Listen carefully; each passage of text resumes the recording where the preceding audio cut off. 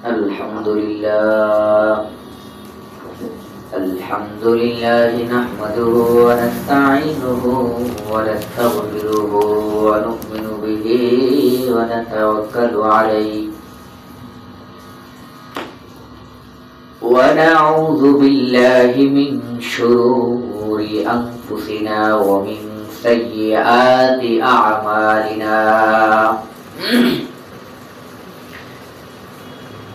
من يهده الله فلا مضل له ومن يضلله فلا هادي له ونشهد أن لا إله إلا الله وحده لا شريك له ونشهد أن محمدا عبده ورسوله أرسله بالحق بشيرا ونذيرا وداعيا إلى الله بإذنه وسراجا منيرا أما بعد فإن خير الحديث كتاب الله وخير الهدي هدي محمد صلى الله عليه وسلم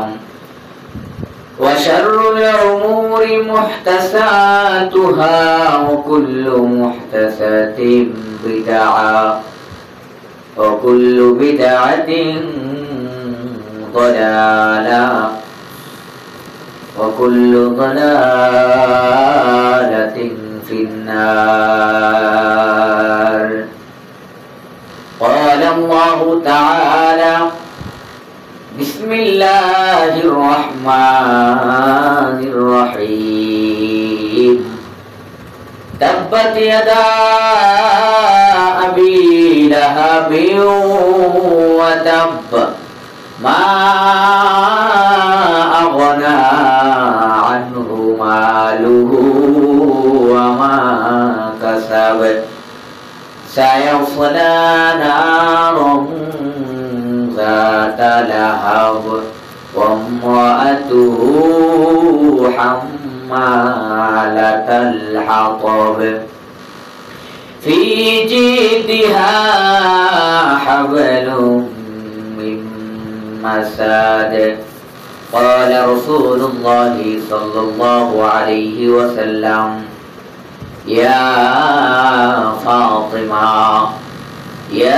فاطمة بنت محمد سليني ما شئت من مالي ولا أغني عنك من الله شيئا.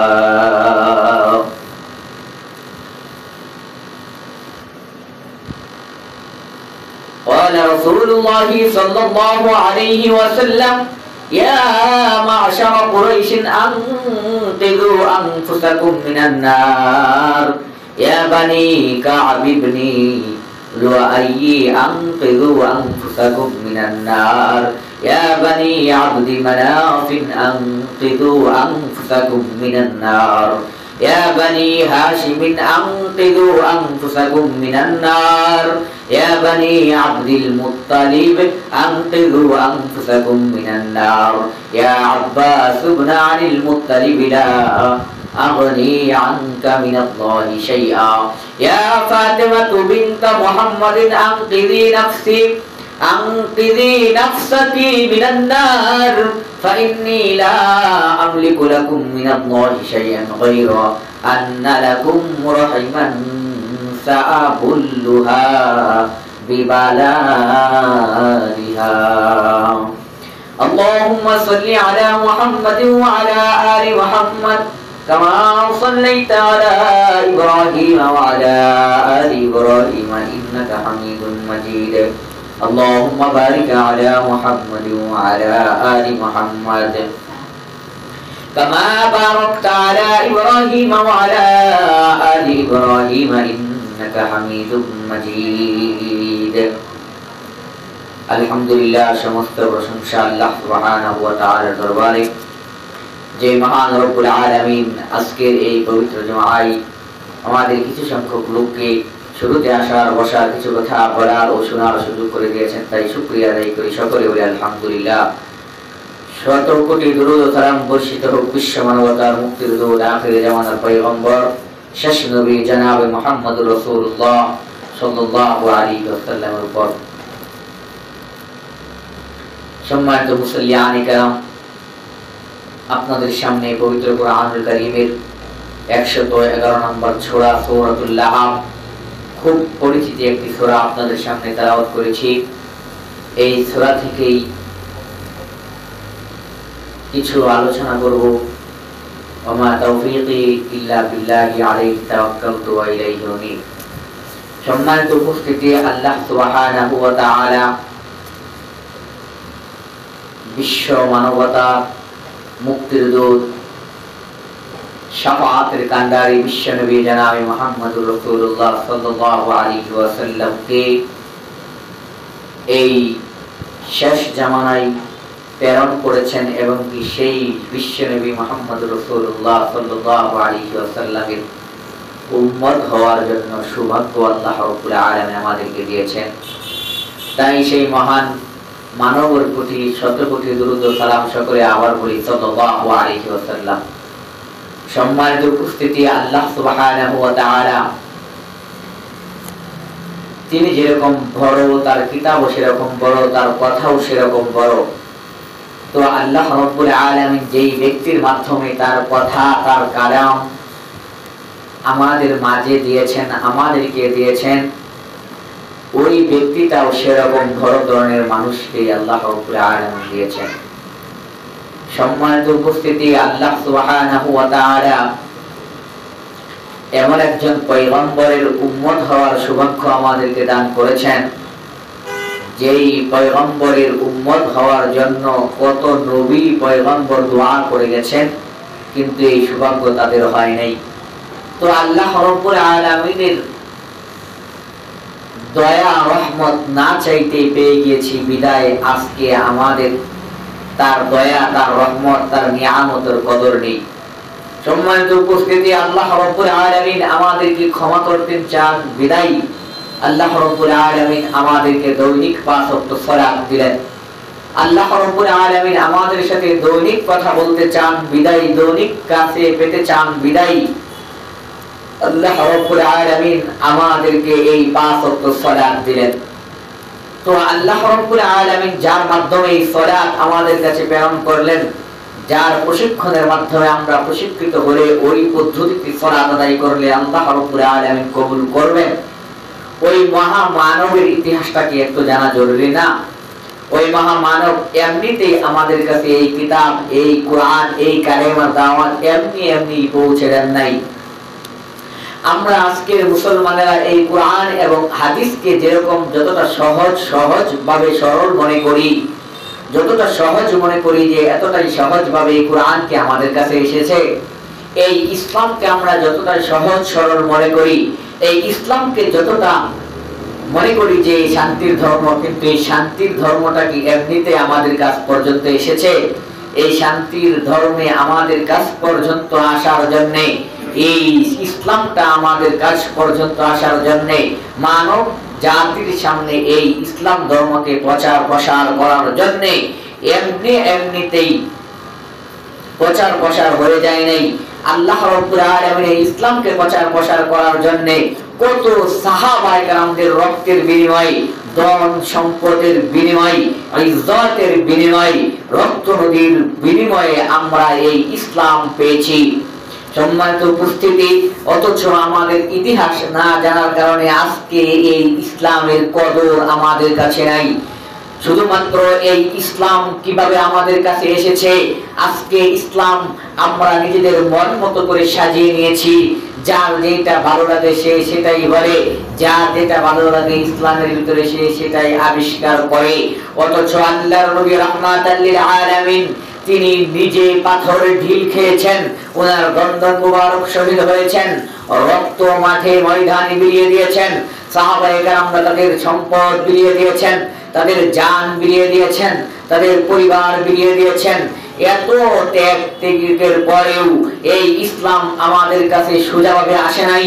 এই ইসলাম আমাদের কাছে অতি স্বাভাবিকভাবে আল্লাহ রাব্বুল আলামিনের যে বিধানগুলো অতি কঠিন ভাবে আমাদের কাছ পর্যন্ত এসেছে। আজকে আমরা যেরকম সাহাবায়ে কেরামদের গল্পগুলো বলি, আজকে শুনতে আমাদের বড্ড ভালো লাগে, কিন্তু প্রকৃতপক্ষে ওই সময়টা এই গল্পটা এতটা ভালো ছিল না। সম্মানিত উপস্থিতি, আজকে ইসলামের কথা যদি আমার সামনে বলা হয় তাহলে নাম দেওয়া হয় মৌলবাদী। সম্মানিত উপস্থিতি, আজকে যদি ইসলামের কথা কোনো মানুষের সামনে বলা হয় তাহলে আজকে মানুষ ঠাট্টা বিদ্রোহ করে।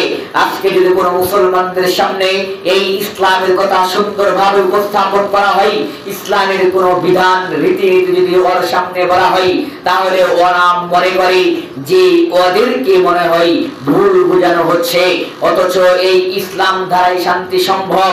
আজকের বড় দুঃখজনক বিষয় হচ্ছে এই যুগের মুসলমানরা মুসলমান শুধু নামে, এই যুগের মুসলমানদের সামনে কোরআন এবং হাদিসের কথা বললে এই মুসলিম আজ বাধা প্রদান করে কেমনে, এই মুসলমান কেমনে বাধা প্রদান করে, মুসলমান কেমনে বিরক্তি প্রকাশ করে, পিছন ঘুরিয়ে কিভাবে চলে যায়। যে মুসলমানের সামনে এই কোরআনকে দাওয়াত করা হয়, কোরআন এবং হাদিসের কথা বলা হয়, ওই মুসলমান আজকে কোরআন এবং হাদিসকে পিছন ঘুরে চলে যায়। আজকে মুসলমান কোরআন পড়তে পারে না, অথচ কাফের মুশরিক অনেকেই কোরআনের সূরা মুখস্থ করে। বড় দুঃখজনক বিষয়, আমরা এই ইসলামকে আজকে হাসি তামাশার জায়গা বানিয়ে নিলাম। অথচ আল্লাহর নবী রাহমাতাল লিল আলামিন এই ইসলামের দাওয়াত দিতে গিয়ে উনি শুধুমাত্র যে অন্যের হাতে জুলুম নির্যাতনের শিকার হয়েছেন এমনটি নয়, বরং এই ইসলামের দাওয়াত দিতে গিয়ে যেরকম তিনি তার দন্দন মুবারক শহীদ করেছেন, যেরকম তার রক্ত মাঠে বিলিয়ে দিয়েছেন, যেরকম তার অসংখ্য দিন না খেয়ে কাটিয়েছেন, এত পরিশ্রম করেছেন। শুধু তাই নয়, এই ইসলামের দাওয়াত দিতে গিয়ে উনার আপন চাচার হাতে উনি নির্যাতিত হয়েছেন, আপন চাচির মুখের ভাষায় নিন্দিত হয়েছেন, মুখের ভাষার গালিগালাজ শুনেছেন। অথচ আল্লাহর নবী রাহমাতাল লিল আলামিন তারপরেও এই ইসলামকে পরিত্যাগ করে নাই। সম্মানিত উপস্থিতি, আল্লাহর নবী রাহমাতাল লিল আলামিন রক্তের মানুষের সামনে সূত্রতা পোষণ করেছেন শুধুমাত্র এই কোরআনের দাওয়াত মানুষের কাছে পৌঁছে দেওয়ার জন্য, শুধুমাত্র এই ইসলামের দাওয়াত পৌঁছে দেওয়ার জন্য। আজকে এই ইসলামকে আমরা কেমন ভাবে নিলাম, এই ইসলামকে আজকে কেমন ভাবে আমরা গ্রহণ করলাম, মন চাইতো গ্রহণ করলাম, মন চাইতো ছেড়ে দিলাম। সম্মানিত উপস্থিতি, আল্লাহর নবী রাহমাতাল লিল আলামিন রাসূলুল্লাহ সাল্লাল্লাহু আলাইহি ওয়াসাল্লামের আপন চাচা ছিলেন বেশ 10 জন। আল্লাহর নবী রাহমাতাল লিল আলামিনের আপন চাচাদের ভিতরে 3টা ভাগ ছিল। তার ভিতরে এক শ্রেণীর চাচা আল্লাহর নবীকে যেরকম নির্যাতন করতেন, যেরকম গালিগালাজ করতেন, আরেক শ্রেণীর চাচা ইসলাম ধর্ম গ্রহণ করে নাই, কিন্তু আল্লাহর নবীকে সাহায্য সহযোগিতা করেছেন। আর আরেক শ্রেণীর চাচা আল্লাহর নবীর সাথে ইসলাম ধর্ম গ্রহণ করেছেন এবং কি আল্লাহর নবীর সাথে ওনারা জিহাদও করেছেন। সম্মানিত উপস্থিতি, তাহলে আল্লাহর নবী রাহমাতাল লিল আলামিন এত কিছু করলেন, নিজের আপন চাচার সাথে কি করলেন, নিজের আপন চাচার সাথে তরোয়াল ধরলেন, নিজের আপন চাচার সাথে যুদ্ধে জড়ালেন। শুধু তাই নয়, আল্লাহর নবী শুধুমাত্র এই ইসলামের দাওয়াত দেওয়ার জন্য বিশ্বনবী রাহমাতাল লিল আলামিন কি করলেন, নিজ মাতৃভূমি ছেড়ে দিয়ে অন্য দেশে পাড়ি জমাতে হলো। তারপরেও এই ইসলাম আমাদের কাছে এসেছে কত সুন্দরভাবে, কিন্তু ইসলামটাকে আমরা সহজভাবে নিয়েছি। ইসলামটা এত সুন্দরভাবে পাওয়ার পরেও এই ইসলাম নিয়ে আজকে মুসলমান সমাজ হাসি তামাশায় লিপ্ত। এই আজকের মুসলমান সমাজ হাসি তামাশায় লিপ্ত। এই ইসলামের, এই কোরআনের, এই হাদিসের কথা আজকে মুসলমানদের সামনে উপস্থাপন করলে আজকের মুসলমানেরা ওনারা নিজেদের মতো যুক্তি তর্ক দাঁড় করিয়ে দেয়, নিজেদের ইচ্ছা মতো যুক্তি দিয়ে ইসলামকে পরিচালনা করতে চায়। সম্মানিত উপস্থিতি, আল্লাহ রাব্বুল আলামিন যদিও এই দুনিয়ার মানুষদেরকে হাত দিয়েছেন যদিও রব্বুল আলামিন এই দুনিয়ার মানুষদেরকে হাত দিয়েছেন দুইটা, কিন্তু প্রকৃতপক্ষে মানুষের হাত হচ্ছে তিনটা। তার ভিতরে মানুষের যেই হাতটা সবচেয়ে বেশি ব্যবহার করে তার নাম হলো অজুহাত। সম্মানিত উপস্থিতি, আজকে অজুহাতের সীমানা নেই। আজকে আমরা মানুষেরা কি পরিমাণ অজুহাত দিতে পারি, যা ফজরের নামাজের সময় দেখা যায়, দুপুরের নামাজের সময় দেখা যায়, আসর মাগরিব এশারের সময় দেখা যায় যে আমরা অজুহাতকে কি পরিমাণ ভাবে কঠিন ভাবে ব্যবহার করি।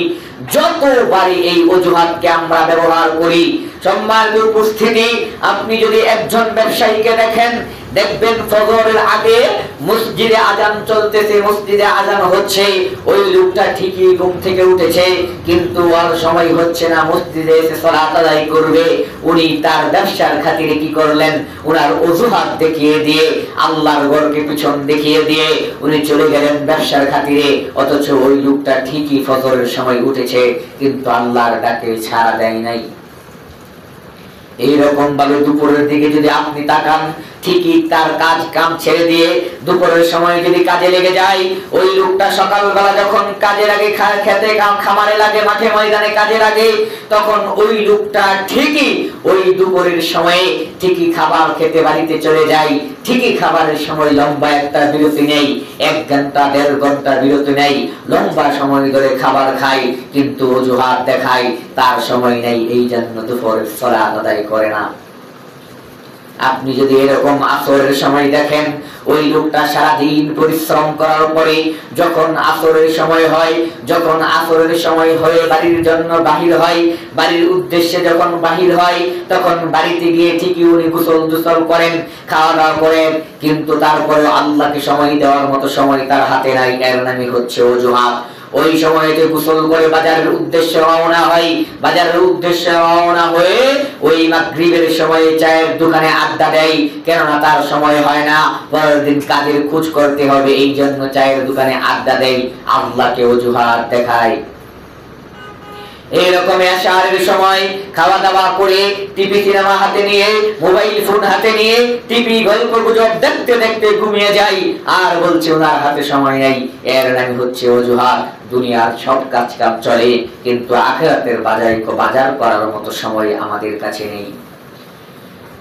যে মহান রব্বুল আলামিন আমাদেরকে দুনিয়াতে পাঠিয়েছিলেন শুধুমাত্র বাজার করার জন্য, জান্নাতের হাট করার জন্য, জান্নাতের বাজার করার জন্য দুনিয়াতে পাঠিয়েছিলেন, কিন্তু আমরা মানুষেরা দুনিয়াতে এসে এই হাটকে ভুলে গেলাম, হাটকে আপন করে নিলাম, দুনিয়ার বাজারকে আপন করে নিলাম, নিজের কাজগুলো গুছিয়ে নিলাম। প্রকৃতপক্ষে আমাকে যেই উদ্দেশ্যে দুনিয়াতে পাঠানো হয়েছিল, আখিরাতের বাজার করার জন্য আমাকে দুনিয়াতে পাঠানো হয়েছিল, কিন্তু আমি বান্দা দুনিয়াতে এসে সবকিছু করলাম, কিন্তু আখিরাতের বাজারটাই করলাম না। হাটে এসে দেখলাম জাদুবিদ্যার কার্যক্রম চলতেছে, হাটে এসে দেখলাম খেলাধুলা চলতেছে, হাটে গিয়ে খেলাধুলায় জেগে গেলাম, কিন্তু প্রকৃতপক্ষে বাড়ির উদ্দেশ্যে যেই বাড়িতে ফিরে আবার আমাদের যেতে হবে, সেখানের বাজারটাই করতে ভুলে গেলাম। সম্মানিত উপস্থিতি, ঠিক আমরা মানুষরা এরকমই। আল্লাহ আমাদেরকে পাঠিয়েছেন কোন উদ্দেশ্যে, আর আমরা মানুষেরা কি করতেছি? আমাদের যেই বাজার করার জন্য পাঠানো হয়েছিল, আজকে সেই বাজার না করে আমরা কি করলাম, সাময়িক সময়ের জন্য একটু আনন্দ ফুর্তিতে লেগে গেলাম, কিন্তু আমাদের পরে কি হবে? আমরা যে বাজার যে করলাম না, বাজার না করার কারণে যেরকম পরিবার পরিজন না খেয়ে থাকা লাগে, ঠিক সেরকমই ভাবে আমরা মানুষেরা যখন দুনিয়াতে এসে হাট বাজার করার কথা জান্নাতের, এই হাট বাজার করা থেকে যখন বিরত হয়ে গেলাম, আর যখন মৃত্যু সময় এসে যাবে, বাড়িতে ফেরার সময় যখন হয়ে যাবে, তখন আমাদের কি হবে? তখন সেখানে গিয়ে এইরকম ভাবে না খেয়ে অন্যায় অত্যাচার দুনিয়ার ওই এরকম ভাবে হাট বাজার না করে দুনিয়া বাড়িতে গেলে যেরকম না খেয়ে থাকা লাগে, ঠিক সেরকমই আখিরাতের বাজার না করে যদি মৃত্যুবরণ করি, তাহলে সেখানে আগুনের শাস্তি আমাকে ভোগ করতে হবে, আল্লাহর আযাব আমাদেরকে ভোগ করতে হবে। অথচ আল্লাহ রাব্বুল আলামিন আমাদেরকে আযাব দেওয়ার জন্য দুনিয়াতে পাঠাই নাই। আল্লাহ রাব্বুল আলামিন জাহান্নাম আমাদেরকে জ্বালানোর জন্য পাঠায় নাই। আল্লাহ রব জাহান্নাম তৈরি করেছেন শুধুমাত্র আমাদেরকে জাহান্নামে জ্বালাবেন এই উদ্দেশ্য নয়, বরং আল্লাহ চান যে আমার কোনো বান্দাই যাতে জাহান্নামে না যায়। কিন্তু আমরা বান্দারা বলি, আল্লাহ তোমার জাহান্নাম আমরা না গেলে কি দিয়ে বলবে? অতএব আল্লাহ রাব্বুল আলামিন কুরআনুল কারীমের ভিতরে আল্লাহ বান্দাকে বলেন, বান্দা জাহান্নাম ভরার চিন্তা তোমাকে করতে হবে না, তুমি ফিরে এসো জান্নাতে, জান্নাতে ঢোকার চিন্তায় বিভোর হও। কিন্তু আমরা মানুষেরা জাহান্নামে ঢোকার চিন্তায় বিভোর, আল্লাহর চিন্তায় বাহির হয়ে আছি, আল্লাহর গজবের ভিতরে নিমজ্জিত আছি। শুধুমাত্র আল্লাহ যেই উদ্দেশ্যে দুনিয়াতে আমাদেরকে পাঠিয়েছিলেন সেই উদ্দেশ্য থেকে দূরে সরে যাওয়ার কারণে। সম্মানিত উপস্থিতি, তাহলে আল্লাহর নবী রাহমাতাল লিল আলামিন এই ইসলামকে এত সুন্দর করে আমাদের সামনে এনে দিলেন। এই ইসলামের জন্য আল্লাহর নবী ওনার ধন মোবারক শহীদ করলেন, এই ইসলামের জন্য নিজ মাতৃভূমি ছাড়লেন। সাহাবায়ে কেরাম নিজেদের রক্ত দিলেন, নিজেদের জীবন দিলেন, নিজেদের মাল দিলেন, নিজেদের পরিবার পর্যন্ত কুরবান দিলেন। এই সাহাবাদের রক্তের স্রোতের বিনিময়ে, রক্ত নদীর বিনিময়ে এই ইসলামটা আমরা পেয়েছি। আর শুধুমাত্র এই ইসলাম আমরা পেয়েই আমরা শুধুমাত্র এই নিয়ে হাসি তামাশায় লিপ্ত হয়ে গেলাম, অথচ এই ইসলামকে আমরা শুধুমাত্র শুনেই ক্ষান্ত হয়ে গেলাম, আমল কোনোভাবেই করলাম না। আল্লাহর নবী রাহমাতাল লিল আলামিন যখন এই দাওয়াত দিতে শুরু করলেন, এই কালেমার দাওয়াত দিতে শুরু করলেন, তখন আল্লাহ রাব্বুল আলামিন যখন কুরআনুল কারীমের সূরাতুশ শুআরার ২৬ নম্বর আয়াত যখন আল্লাহ রাব্বুল আলামিন সূরাতুশ শুআরার আল্লাহ রাব্বুল আলামিন ২১৪ নম্বর আয়াত যখন নাযিল করলেন, ওয়া আনজির আশীরাতাকাল আকরাবিন, আল্লাহর নবী রাহমাতাল লিল আলামিনের উপর যখন এই আয়াতকে নাযিল করা হলো, আল্লাহর নবীকে বললেন, হে পয়গম্বর, তুমি তোমার নিকট আত্মীয় পরিজনদেরকে সতর্ক করো জাহান্নামের আগুন থেকে। যেরকম আল্লাহ রাব্বুল আলামিন কুরআনুল কারীমের ভিতর অন্য জায়গায় বলেন, ইয়া আইয়ুহাল্লাযীনা আমানু কু আনফুসাকুম ওয়া আহলিকুম নারা, হে দুনিয়ার ইমানদারেরা, তোমরা নিজেরা জাহান্নামের আগুন থেকে বাঁচো, পরিবার পরিজন আত্মীয় স্বজনদেরকে জাহান্নামের আগুন থেকে বাঁচাও। এই আয়াতের দিকে লক্ষ্য করে আল্লাহর নবী রাহমাতাল লিল আলামিন এই পাহাড়ের চূড়ায় উঠে গেলেন। পাহাড়ের চূড়ায় উঠে গিয়ে আল্লাহর নবী রাহমাতাল লিল আলামিন পাহাড়ের চূড়ায় উঠে গিয়ে ওই যুগের নিয়ম অনুযায়ী সাফা পাহাড়ের চূড়ায় উঠে গিয়ে আল্লাহর নবী ডাকতে শুরু করলেন, ইয়া সাবাহা, ইয়া সাবাহা। আল্লাহর নবী রাহমাতাল লিল আলামিন এই রকম করে করে পাহাড়ের চূড়া থেকে এরকম ডাকতে শুরু করলেন, আল্লাহর নবীকে ডাকতে শুরু করলেন এই রকম করে করে। তখন সমস্ত পুত্রের দলেরা, সমস্ত পুত্রগুলো সেই পাহাড়ের নিচে একত্রিত হলেন। আল্লাহর নবী রাহমাতাল লিল আলামিন ডাক দিয়ে বলেন, হে সাহাবারা, হে আমার প্রতিবেশীরা, হে আমার আত্মীয় স্বজনেরা, তোমাদেরকে যদি আমি বলি এই পাহাড়ের অপর পার্শ্বে একদল শত্রু সেনা বসে আছে, এরা তোমাদেরকে হত্যা করবে, তোমাদের উপর যে কোনো সময়ে আক্রমণ করবে, এর অপেক্ষায় এরা আছে, তোমরা কি আমার কথা বিশ্বাস করবে না? সকলে সমন্বয়ে, সকলে সমচ্ছয়ে, সকলেই উচ্চ কণ্ঠে একত্রিত আল্লাহর নবীকে বলছেন, অবশ্যই আপনার কথা আমরা বিশ্বাস করব, কেননা কোনদিন আমরা আপনার কাছে মিথ্যা পাই না, কেন কোনদিন আপনার কাছে মিথ্যা প্রতিফলিত হয় নাই, কোনদিন আপনি মিথ্যা কথা বলেন নাই, বরং আপনি যদি এই কথা বলেন তাহলে আমরা অবশ্যই বিশ্বাস করব। তখন আল্লাহর নবী রাহমাতাল লিল আলামিন বলেন, ফাইন্নী নাযীরুল লাকুম বাইনা ইয়াদাই আযাবিন শাদীদ। আল্লাহ রাব্বুল আলামিন তখন তার এই গোষ্ঠীদেরকে, এই গোত্রদেরকে ডাক দিয়ে বলেন, ও গোষ্ঠীর দল, ও গোষ্ঠীর দলেরা, ও দুনিয়ার মানুষেরা, ও মক্কাবাসীরা, তোমাদেরকে আমি কিয়ামতের কঠিন আযাবের এই সুসংবাদ তোমাদেরকে দিতেছি, দুঃসংবাদ। তোমরা দুনিয়াতে যা করো আল্লাহ রাব্বুল আলামিন আখিরাতে তোমাদের জন্য কঠিন আযাব তৈরি করে রেখেছেন। আল্লাহ রাব্বুল আলামিন, আল্লাহর নবী রাহমাতাল লিল আলামিন বড় আবেগময় কণ্ঠে প্রত্যেকটা বংশের নাম ধরে ধরে আল্লাহর নবী ডাকতে শুরু করলেন, ইয়া মা'শারা কুরাইশ আনকিযু আনফুসাকুম মিনান নার, হে কুরাইশগণ, তোমরা নিজেদেরকে জাহান্নামের আগুন থেকে বাঁচাও। তারপর আবার ডাকলেন, ইয়া বানি কাব ইবনে লুআইন আনকিযু আনফুসাকুম মিনান নার, হে বনু কাব, তোমরা নিজেরা নিজেদেরকে জাহান্নামের আগুন থেকে বাঁচাও। তারপর ডাকলেন, ইয়া বানি আবদে মানাফ আনকিযু আনফুসাকুম মিনান নার, হে আবদে মানাফ, তোমরা নিজেদেরকে জাহান্নামের আগুন থেকে বাঁচাও। তারপরে এরকম করে করে আল্লাহর নবী ডাকতে শুরু করলেন, ইয়া বানি হাশিম আনকিযু আনফুসাকুম মিনান নার, হে হাশিম গোত্র, তোমরা নিজেরা নিজেদেরকে আগুন থেকে বাঁচাও। ইয়া বানি আব্দুল মুত্তালিব আনকিযু আনফুসাকুম মিনান নার, হে বনি আব্দুল মুত্তালিব, তোমরা নিজেরা জাহান্নামের আগুন থেকে বাঁচাও। ইয়া আব্বাস ইবনে আব্দুল মুত্তালিব, লা উগনি আনকা মিনাল্লাহি শাইআ, আল্লাহর নবী রাহমাতাল লিল আলামিন বলেন, হে আব্বাস বিন মুত্তালিব, আমি আল্লাহর আযাব থেকে তোমাদের কোনোই কাজে আসব না। এই কথা বলার পর আল্লাহর নবী রাহমাতাল লিল আলামিন তার মেয়ে ফাতেমাকে ডাক দিয়া বলেন, ইয়া ফাতেমা, ইয়া ফাতেমা বিনতে মুহাম্মদ, আনকিযি নাফসাকি মিনান নার, হে মুহাম্মদের মেয়ে ফাতেমা, হে মুহাম্মদের কন্যা ফাতেমা, ফাইন্নি নাফসাকি মিনান নার, তুমি নিজেকে জাহান্নামের আগুন থেকে বাঁচাও। ফাইন্নি লা আমলিকু লাকুম মিনাল্লাহি শাইআ গায়রান আন্নাকুম রাহিমান সাআবুলহা বিবালালিহা, আল্লাহর নবী রাহমাতাল লিল আলামিন বলেন, তুমি তোমার সঙ্গে আত্মীয়দেরকে সতর্ক করেছে, তুমি তোমাদের সঙ্গে আত্মীয়তার যে সম্পর্ক রয়েছে, হে ফাতেমা, তোমার সাথে আমি মুহাম্মাদের যে আত্মীয়তার সম্পর্ক রয়েছে, বাবা মেয়ের যে সম্পর্ক রয়েছে, আমার কাছে দুনিয়াতে যা চাও তুমি চেয়ে নাও, দুনিয়াতে তোমার যা লাগবে আমি তোমার বাবা হিসেবে, বাবা হিসেবে, তুমি সন্তান হিসেবে বাবার কাছে চাইতে পারো, তুমি চেয়ে নিতে পারো, কিন্তু তুমি এটা কখনো চিন্তা করবা না কিয়ামতের ময়দানে আমি তোমাকে জাহান্নামের আগুন থেকে বাঁচাবো।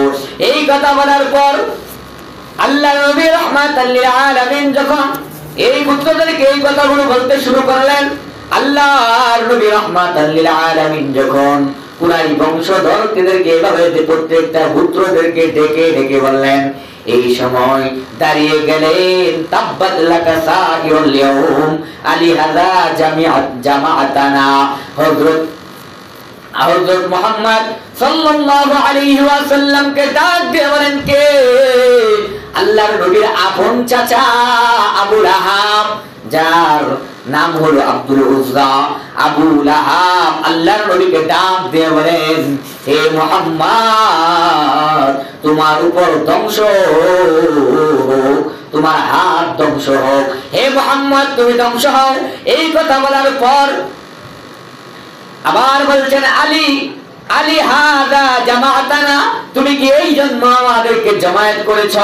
ওই যদিও তারা বিশ্বাস করতেন আখিরাতকে, তারা যদিও বিশ্বাস করতেন, কি বিশ্বাস করতেন যে আখিরাতের জবাবদিহিতা করতে হবে, কিন্তু এইটাকে তারা পরিপূর্ণ বিশ্বাস করতেন না, অবহেলা করতেন। আমাদের যেরকম মুসলমানেরা আজকে ইসলামের কথা যেরকম অবহেলা করে, ঠিক সেরকম ভাবেই এই আবু লাহাব আল্লাহর নবী যে সতর্ক করছেন আখিরাতে যে জবাবদিহিতা করতে হবে, এই কথা বিশ্বাস করতেন, কিন্তু এই কথাকে তারা অবহেলা করতেন। এই জন্য আল্লাহর নবীকে ডাক দিয়ে বলেন, কি ডাক দিয়ে বলেন, তোমার ধ্বংস হোক। তুমি কি এই জন্য আমাদেরকে ধ্বংস, এই জন্য কি তুমি আমাদেরকে একত্রিত করেছ? শুধু তাই নয়, আল্লাহর নবীর চাচা, আপন চাচা আবু লাহাব, এই আবু লাহাব হাতের ভিতরে পাথর নিলেন, আল্লাহর নবীকে মারলেন। এই অবস্থায় আল্লাহ রাব্বুল আলামিন আবু লাহাবকে দমন করলেন নিজ হাতে। আল্লাহ রাব্বুল আলামিন তাকে প্রতিরোধ করলেন। আবু লাহাব এই কথাটিকে কি জন্য তাচ্ছিল্য করলো, কি জন্য ছোট মনে করলো, এই জন্যই মনে করলো আবু লাহাব আখিরাতকে বিশ্বাস করতেন ঠিকই, কিন্তু তাচ্ছিল্য করে আবু লাহাব তাচ্ছিল্য করে এই আখিরাতের কথা বিশ্বাস করতেন, জবাবদিহিতার বইকে আখিরাতকে তাই তাচ্ছিল্য করতেন। এই জন্যই আবু লাহাব আল্লাহর নবীকে মারার জন্য হাতের ভিতরে পাথর পর্যন্ত নিলেন। অথচ আল্লাহর নবী যখন এই দুনিয়ার ভিতরে জন্মগ্রহণ করেন, এই আবু লাহাবের কাছে গিয়ে আবু লাহাবের দাসী আল্লাহর নবীর সুসংবাদ যখন দিলেন যে ও মুনিব, আপনার ভাতিজা হয়েছে। আবু লাহাব এই কথা শোনার পর আবু লাহাব তার দাসীকে আজাদ করে দিয়েছিলেন। এই আবু লাহাব আল্লাহর নবীকে হাতের ভিতরে পাথর নিলেন, আল্লাহর নবীকে মারধর করবেন, আল্লাহর নবীর কাছে শরীরে পাথর নিক্ষেপ করবেন। শুধু তাই নয়, আল্লাহর নবীকে বলতেছেন তুমি ধ্বংস হও। তাহলে এই ইসলামটা এত সহজভাবে আমাদের কাছে আসে নাই। আল্লাহর নবী রাহমাতাল লিল আলামিনের চাচা ছিলেন। আল্লাহর নবী রাহমাতাল লিল আলামিনের চাচাদের মধ্যে তিন ধরনের মানুষ ছিলেন। আর শুরুতেই বলছিলাম আল্লাহর নবী রাহমাতাল লিল আলামিনের চাচারা তিন প্রকার ছিলেন। তার ভিতরে আল্লাহর নবী রাহমাতাল লিল আলামিনের এক শ্রেণীর চাচারা ছিল যারা আল্লাহর নবীর উপর ঈমান আনয়ন করেছিলেন, তার সাথে জিহাদ করেছিলেন, যেমন হামজা এবং আব্বাস রাদিয়াল্লাহু তাআলা আনহু। আল্লাহর নবীর আরেক শ্রেণীর চাচা আল্লাহর নবী রাহমাতাল লিল আলামিনের ইসলাম ধর্ম গ্রহণ করে নাই, দ্বীন গ্রহণ করে নাই, কালিমার দাওয়াত গ্রহণ করে নাই, কিন্তু আল্লাহর নবী রাহমাতাল লিল আলামিনকে সাহায্য করেছিলেন। তিনি ছিলেন আবু তালেব। তিনি ছিলেন আবু তালেব। আর তৃতীয় শ্রেণীর চাচারা ছিলেন তার ভিতরে যারা আল্লাহর নবীকে কোনোভাবেই সাহায্য করে নাই, ঈমান ও আনয়ন করে নাই, কিন্তু আল্লাহর নবীর উপর যত ধরনের নির্যাতন আছে সব নির্যাতন করেছে, যত ধরনের শত্রুতা আছে সব ধরনের শত্রুতা করেছে। তারা হলো আবু লাহাব, আবু জাহেল। সম্মানিত উপস্থিতি, আবু লাহাব কে ছিলেন? আবু লাহাব ছিলেন কুরাইশি নেতা আব্দুল মুত্তালিবের, আল্লাহর নবী রাহমাতাল লিল আলামিনের দাদা। আল্লাহর নবী রাহমাতাল লিল আলামিনের বাবার আপন ভাই আব্দুল মুত্তালিবের 10 জন পুত্র ছিলেন। তার ভিতরে এই আবু লাহাব ছিলেন আব্দুল উজ্জা, যার নামের অর্থ হচ্ছে ইনি দেবীর পূজারী, অর্থাৎ দেবীর গোলাম। উজ্জা দেবীর গোলাম। এই আব্দুল উজ্জা এজন্যই ডাকা হতো। লালিমা তার ইনি উজ্জার গোলামি করতেন। এই একটা মূর্তি ছিল, এই মূর্তির গোলামি করতেন। শুধু তাই নয়, এই আবু লাহাবের চেহারা ছিল অনেক সুন্দর, আগুনের মতো সুন্দর। এই জন্য ওনাকে ডাকা হতো আবু লাহাব, অর্থাৎ আবু লাহাব এই জন্যই ডাকা হতো যে উনি অনেক সৌন্দর্যের অধিকারী ছিলেন। এই জন্য তার আসল নাম কোরআনুল কারীমের ভিতরে উল্লেখ করা হয় নাই। উপনামে আল্লাহ রাব্বুল আলামিন কোরআনুল কারীমের ভিতরে উল্লেখ করেছেন। আবু লাহাবের উপনামে মানুষে জানে, আসল নাম মানুষে জানে না। তাহলে আল্লাহর নবীকে যখন আবু লাহাব দাঁড়িয়ে আল্লাহর নবীকে ধ্বংস করার জন্য কথা বললেন, তখন এই উপর থেকে আয়াত নাযিল, সে আয়াত নিয়ে এসে হাবিব জিবরাইল আলাইহিস সালাম এসে বলেন তাব্বাত ইয়াদা আবি লাহাব ওয়া তাব।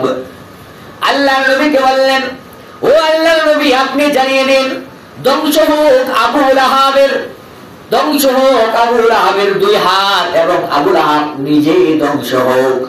আবু লাহাব হাত দিয়ে পাথর মারার জন্য উদ্বুদ্ধ হয়েছিলেন, আল্লাহর নবীকে পাথর মারবেন। এই জন্য আল্লাহ রাব্বুল আলামিন সঙ্গে সঙ্গে আয়াত নাযিল করে দিলেন ধ্বংস হোক আবু লাহাব নিজে এবং আবু লাহাবের হাত। তারপর আল্লাহর নবী আল্লাহর পরে আয়াত নাযিল করলেন মা আগনা আনহু মালুহু ওয়া মা কাসাব। তার কোনো কাজে আসবে না, তার কোনো কাজে আসবে না তার ধন সম্পদ, তার কোনো কিছুই কাজে আসবে না, তার কোনো কিছুই কাজে আসবে না, তার উপার্জিত অর্থ সম্পদ টাকা করি কোনো কিছুই কাজে আসবে না। তারপর আল্লাহ রাব্বুল আলামিন আরেকটা আয়াত নাযিল করলেন সায়াসলা নারুন যাতা লাহাব। অতি শীঘ্রই এই আবু লাহাবকে আগুনের ভিতরে নিক্ষেপ করা হবে। ওয়ামরাআতুহু হাম্মালাতাল হাতাব। আল্লাহর রাব্বুল আলামিন আল্লাহর নবী রাহমাতাল লিল আলামিনকে জানিয়ে দিলেন শুধুমাত্র আবু লাহাব ধ্বংস হবে, তার হাত ধ্বংস হবে এমনটা নয়, বরং আবু লাহাবের স্ত্রী ধ্বংস হোক। আবু লাহাব হলো ইন্ধন, আবু লাহাবের স্ত্রী হলো ইন্ধন গ্রহণকারী। ইন্ধন কি? আমাদের যেরকম গ্রামে গ্রামে থাকেন এক শ্রেণীর মহিলা, যারা একজনের কথা আরেকজন জায়গায় নিয়ে আগুন লাগায়, দুই পরিবারের ভিতরে ঝগড়া লাগায়। এরকম করে করে এই স্ত্রী যে ছিলেন আবু লাহাবের স্ত্রী, আবু লাহাবের এই স্ত্রী, উনাকে আউরা বিনতে আরব উম্মে জামিল বলা হতো। আউরা নাম ছিল। এই মহিলা ছিল ওই তরিকা, অর্থাৎ উনি পরিবারের মাঝে আগুন লাগাতেন, দ্বন্দ্ব লাগাতেন, দ্বন্দ্ব সৃষ্টি করতেন, চুগলখড়ি করতেন, মানুষের কাছে কাছে একজনের গীবত আরেকজনের কাছে গিয়ে লাগাতেন। তো এই আবু লাহাবের স্ত্রীও আল্লাহর নবী রাহমাতাল লিল আলামিনকে কি করলেন? আল্লাহর নবী রাহমাতাল লিল আলামিনকে বিভিন্ন ভাবে গালিগালাজ করতেন, আল্লাহর নবীকে বিভিন্ন সময় বিভিন্ন ভাবে কষ্ট দিতেন। আল্লাহর নবীর বাড়ির সামনে মাঝে মধ্যে কাটা পুঁতে রাখতেন যাতে আল্লাহর নবীর কষ্ট হয়। এই মহিলা আল্লাহর নবীর যত ক্ষতি করেছে ওই অন্য মহিলার এরকম ক্ষতি করে নাই। এই জন্য আল্লাহ রাব্বুল আলামিন বলেন, উমরাতুহু হাম্মালাতাল হাতাব, ধ্বংস আবু লাহাবের স্ত্রী। এই আবু লাহাবের স্ত্রীকে অতি শীঘ্রই আগুনের ভিতরে নিক্ষেপ করা হবে, কেননা এই হলো ইন্ধন বহনকারী। তারপর বলেন, ফি জিদিহা হাবলুম মিন মাসাদ, তার গল দেশে খরজুল পত্রের পাকানো রশি থাকবে। আবু লাহাবের স্ত্রীর গলার ভিতরে একটা রশিদ লাগানো থাকবে, রশির ভিতরে টেনে হেঁচড়ে নিয়ে তাকে জাহান্নামে ফেলানো হবে। সম্মানিত উপস্থিতি, আল্লাহ রাব্বুল আলামিন এই মহিলার কথাকে, মহিলার বিষয়ে আল্লাহ রাব্বুল আলামিন আল্লাহর নবীকে জানিয়ে দিলেন। এই মহিলাটা এত পরিমাণ নোংরা ছিলেন, এত পরিমাণ খারাপ ছিলেন, যেরকম এলাকার ভিতরে কিছু কিছু মহিলা আছে না, যে এলাকার ভিতরে নেতা, মানে 10 জন মহিলার একজন লিডার থাকেন, একজন মহিলা লিডার। তো এরকম মক্কার ভিতরে এই মহিলা ছিলেন লিডার, মহিলাদের নেতা আর কি। অর্থাৎ স্বাভাবিকভাবে যে মহিলারা সবথেকে বেশি ঝগড়া করতে পারে, সবথেকে বেশি গালিগালাজ করতে পারে, চুগলখড়ি করতে পারে, স্বাভাবিকভাবে মানুষ তার কাছে যায়। কি জন্য যায়? তার কাছে বিভিন্ন সময় পরামর্শের জন্য। তো এই মহিলা ছিলেন ওই তরিকার লিডার। এই মহিলা আল্লাহর নবী রাহমাতাল লিল আলামিনকে বিভিন্ন সময় বিভিন্ন ভাবে কষ্ট দিতেন। সম্মানিত উপস্থিতি, আল্লাহর নবী রাহমাতাল লিল আলামিনকে যখন এই মহিলা এই কষ্ট দিলেন, শুধু তাই নয়, একদিন মক্কার চত্বরে আল্লাহর নবী রাহমাতাল লিল আলামিনের উপর খুব খেপলেন। আল্লাহর নবীর সাথে হযরতে আবু বকর রাদিয়াল্লাহু তাআলা আনহু দাঁড়িয়ে আছেন। আল্লাহর নবীর সাথে হযরতে আবু বকর রাদিয়াল্লাহু তাআলা আনহু দাঁড়িয়ে আছেন। এমন সময় এই মহিলা আবু বকরকে গিয়ে বলতেছেন, এই মুহাম্মদ কোথায়? আবু বকর আশ্চর্য হয়ে তাকিয়ে বলে, কি আল্লাহর নবী আমার সাথে? অর্থাৎ আল্লাহ রাব্বুল আলামিন এই মহিলার চোখের ভিতরে পর্দা ঢেলে দিলেন। এই মহিলা আল্লাহর নবীকে দেখতে পাচ্ছেন না। তো এই কি করলেন? আল্লাহর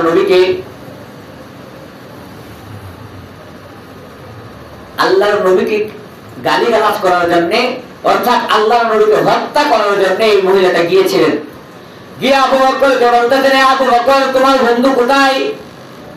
আবু বকর হঠাৎ তাকিয়ে আছে, বলে কি আল্লাহর নবী তো আমার সাথে দাঁড়িয়ে আছে। অথচ আল্লাহ রাব্বুল আলামিন ওই মহিলার সামনে পর্দা ফেলে দিলেন, আল্লাহর নবীকে দেখতে পান নাই।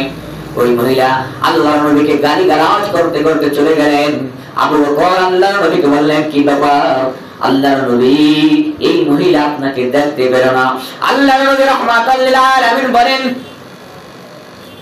এই মহিলা আমাকে কেমন করে দেখবেন? আল্লাহ রাব্বুল আলামিন তো এই মহিলা আর আমার মাঝে বিশাল একটা পর্দা ছেড়ে দিয়েছেন, এই জন্য এই মহিলা আমাকে দেখতে পাই নাই। এই মহিলাটা কতটা খারাপ! আল্লাহর নবী রাহমাতাল লিল আলামিনের যে আবু লাহাবের কথা বললাম, স্বামী যেরকম স্ত্রী তো সেরকমই হয়। আর যদি স্ত্রী খারাপ হয়, কিছুদিন পরে স্বামীকে খারাপ বানাবেই। স্ত্রী যদি খারাপ হয় তাহলে স্বামীকে খারাপ বানাবেই। কিন্তু স্বামী যদি ভালো হয় আর যদি স্ত্রী খারাপ হয়, কোনদিন সম্ভব নয় ভালো স্বামী খারাপ স্ত্রীকে ভালো করতে পারে, এরকম ঘটনা নাই। অর্থাৎ ভালো স্বামী খারাপ স্ত্রীকে ভালো করছে, এরকম ঘটনা নাই। এরকম নজির খুব কম, আমি আজ পর্যন্ত দেখি নাই। কিন্তু খারাপ স্ত্রী ভালো স্বামীকে নষ্ট করছে, এরকম অসংখ্য ঘটনা আছে। তো আল্লাহর নবী রাহমাতাল লিল আলামিনের প্রিয় চাচা ছিলেন আবু লাহাব। এই আবু লাহাবের প্রতি আল্লাহ রাব্বুল আলামিন কুরআনুল কারীমের আয়াত নাযিল করে আবু লাহাবের ধ্বংসের সুসংবাদ জানিয়ে দিলেন। আবু লাহাব আল্লাহর নবীর খবর শুনে আনন্দ আত্মহারা হয়ে গিয়ে লোকদের নিকট এই আল্লাহর নবীর চাচা আবু তালেব আবু লাহাব মানুষের কাছে কাছে খবর পৌঁছে দিয়েছেন, মানুষের ঘরে ঘরে খবর পৌঁছে দিয়েছেন। আল্লাহর নবী রাহমাতাল লিল আলামিনের সংবাদ উনি কিভাবে প্রচার করেছেন। মানুষের কাছে গিয়ে বলতেন, আমার মৃত ভাই আব্দুল্লাহ, আমার মৃত ভাই আব্দুল্লাহর পুত্র, তার বংশ রক্ষা পেয়েছে, তার ঘরে একটা পুত্র সন্তান জন্ম নিয়েছে। এই সুসংবাদ উনি মানুষের কাছে পৌঁছেছেন। আর এই খবরটা তার কাছে যখন এই দাসী সুয়াইবা যখন এই খবরটা তার নিকট পৌঁছালেন, খুশি হয়ে ওই দাসীকে আজাদ করে দিলেন। শুধু তাই নাই, তিনি মক্কায় রাসূল সাল্লাল্লাহু আলাইহি ওয়াসাল্লামের সবচেয়ে নিকটাত্মীয় ছিলেন, অর্থাৎ সবচেয়ে নিকট প্রতিবেশী ছিলেন, অর্থাৎ ঘরের সাথে ঘর ছিলেন আবু লাহাবের। আল্লাহর নবী রাহমাতুল লিল আলামিন শুধু তাই নয়, তার দুই ছেলে ছিল। আবু লাহাবের দুইটা সন্তান ছিল, একটার নাম হলো উতবা, আরেকটার নাম হলো উতাইবার। এই দুইজনের সাথে নবুয়তের পূর্বে আল্লাহর নবী রাহমাতুল লিল আলামিন তার দুই কন্যাকে বিবাহ দিয়েছিলেন। কার সাথে বিবাহ দিয়েছিলেন? আল্লাহর নবী তো নবুয়ত পেয়েছিলেন 43 বছর হয়েছে, তাহলে আল্লাহর নবী রাহমাতুল লিল আলামিন 40 বছর বয়সে নবুয়ত পেয়েছিলেন। নবুয়ত পাওয়ার আগে তার দুইটা কন্যাকে এই আবু লাহাবের দুই সন্তানের সাথে বিবাহ দিলেন। দুই সন্তানের সাথে বিবাহ দিলেন রাসূলুল্লাহ সাল্লাল্লাহু আলাইহি ওয়াসাল্লাম তার এই দুই সন্তানের সাথে বিবাহ দিয়েছেন। তাহলে একদিকে হচ্ছে বিআই, একদিকে আবু লাহাবের সন্তান আল্লাহর নবী রাহমাতুল লিল আলামিনের সম্পর্কিত তার কি হয়? ভাই হয়। তাহলে আল্লাহর নবী রাহমাতুল লিল আলামিন ধাওরাত্মীয় না, যে একদিকে আবু লাহাবের সন্তানের কাছে আল্লাহর নবীর মেয়ে বিবাহ দিয়েছেন, একটা হলো বোনের নিজের স্ত্রী নিজের সন্তানের শ্বশুর, আরেকটা হলো নিজের আপন চাচা। তাহলে এই লোকটা আল্লাহর নবীকে অভিশাপ দিতেছে, অথচ আল্লাহর নবী রাহমাতুল লিল আলামিন তাকে কোনো ক্ষতি করতে চাইছিলেন? ওনার উপকারী করতে চাইছিলেন, জান্নাত জাহান্নাম থেকে বাঁচিয়ে জান্নাতে নেওয়ার জন্য বলছিলেন। এই সম্মানিত উপস্থিতি, আমরা মানুষেরাও ঠিক এরকম। আল্লাহর নবী যখন ইসলাম ধর্ম গ্রহণ করেন, আল্লাহর নবী যখন ইসলামের নবুয়ত পেয়ে গেলেন, তখন আল্লাহর নবী রাহমাতুল লিল আলামিন বাধ্য করেছিলেন এই আবু লাহাবের দুই সন্তানকে, আল্লাহর নবীর দুই কন্যাকে তালাক দেওয়ার জন্য। আল্লাহর নবীর দুই কন্যাকে তালাক দেওয়ার পর আল্লাহর নবী রাহমাতুল লিল আলামিন দুই কন্যাকে হযরত উসমান এবং হযরত ওমর রাদিয়াল্লাহু তাআলা আনহুর নিকট বিবাহ দিয়েছেন। তাহলে আবু লাহাবের স্ত্রীর পরিচয় শুনেন। আবু লাহাবের নাম ছিল আওরা, আবু লাহাবের স্ত্রীর নাম ছিল আওরা। এই মহিলা আওরা কি জন্য বলা হতো? এই মহিলা ছিল কুরাইশ বংশধর সুফিয়ানের বোন, কুরাইশ বংশের আবু সুফিয়ান। এই আবু সুফিয়ানের বোন ছিলেন এই মহিলা। এর ছিল টেরা চক্ষু, ছিলেন একটু টেরা, এই জন্য ওনাকে আওরা বলা হতো। সম্মানিত উপস্থিতি, এই জন্য মক্কায় অধিকাংশ মানুষই এদের কিছু কিছু ক্ষেত্র আছে যা বর্তমানে আমাদের মুসলমানদের ভিতরে কিছু রূপ আছে। ওরা কি করতেন? কিছু কিছু খুব ধরে মানুষের নাম দিতেন। যেরকম আবু লাহাবের নাম দেওয়া হলো তার চেহারা ধরে, ঠিক তার স্ত্রীর নাম কি জন্য দিলেন? তার স্ত্রী টেরা ছিলেন, এই জন্য আওরা দিয়েছিলেন। সম্মানিত উপস্থিতি, এই মহিলা এত পরিমাণ চুগলখড়ি করতেন, আল্লাহর নবীকে এত পরিমাণ কষ্ট দিয়েছেন, এই জন্য আল্লাহ রাব্বুল আলামিন এই মহিলাকে ধ্বংসের জন্য, এই মহিলাকে ধ্বংসের জন্য আল্লাহ রাব্বুল আলামিন নিজেই জানিয়ে দিলেন। তাহলে আল্লাহর নবীর আপন চাচা জীবনে কোনোদিন হেদায়েত পায়নি, আবু লাহাবও পায় নাই, তার স্ত্রীও পায় নাই। সম্মানিত উপস্থিতি, এই আবু লাহাবের শেষ পরিণতি আল্লাহ রাব্বুল আলামিন, আল্লাহর নবী রাহমাতুল লিল আলামিন যখন যুদ্ধের ময়দানে গিয়েছিলেন, তখন আল্লাহর নবী রাহমাতুল লিল আলামিন ওই যুদ্ধের ময়দানে এই আবু লাহাব যুদ্ধ করার আসার পরে এই আবু লাহাবের গলার ভিতরে ধরেন কোন একটা কিছু হয়েছিল আর কি, ফুটার মতো। এই বিদ্যার মাধ্যমে আবু লাহাবকে আল্লাহ রাব্বুল আলামিন অপমানিত মৃত্যু দান করেছিলেন। বদর যুদ্ধে পরাজয়ের সুসংবাদ শোনার পর আবু লাহাব যখন বদর যুদ্ধের পরাজয়ের দুঃসংবাদ শুনলেন, মক্কায় পৌঁছানোর পর সপ্তাহ খানেক কালে আবু লাহাবের গলায় গুটি বসন্ত হয়। এই আবু লাহাব গুটি বসন্ত হওয়ার পর সেই এতেই মারা যায়, শুধু এমনিতেই মারা যায় নাই, সামান্যভাবেই মারা যায় নাই, সংক্রমণের ভয়ে। যে রকম আমরা মানুষেরা কিছুদিন আগে যেরকম করোনা ছিল, করোনার ভয়ে এরকম দেখা গেছে সন্তান মায়ের কাছে যায় নাই, মা সন্তানের কাছে যায় নাই, যেরকম আবু লাহাবের সন্তানেরা চিন্তা করলেন আবু লাহাবের কাছে যদি আমরা যাই তাহলে এর ছোঁয়াচে রোগ হতে পারে, আমাদের কাছে মহামারী বেশি দেখা দিতে পারে। এই জন্য আবু লাহাবের পাশে কেউ ছিল না। আবু লাহাবকে যখন মৃত্যু হয়ে যায়, আবু লাহাব মরে যাওয়ার পর তার শরীরে যখন পচন ধরে যায়, তখন তার সন্তানরা এসে উনাকে বাঁশ দিয়ে ঠেলে ঠেলে গর্তের ভিতরে নিক্ষেপ করেছিলেন। কি জন্য? শুধুমাত্র আল্লাহর নবী রাহমাতুল্লিল আলামিনের সাথে গাদ্দারি করার জন্য। সম্মানিত উপস্থিতি, তাহলে আমি আপনাকে বলছিলাম যে আল্লাহ এই কথাই বলা হচ্ছে যে আল্লাহ রাব্বুল আলামিন জালেমদের পতন ঠিক এভাবেই করেন যেভাবে আবু লাহাবের পতন করেছিল।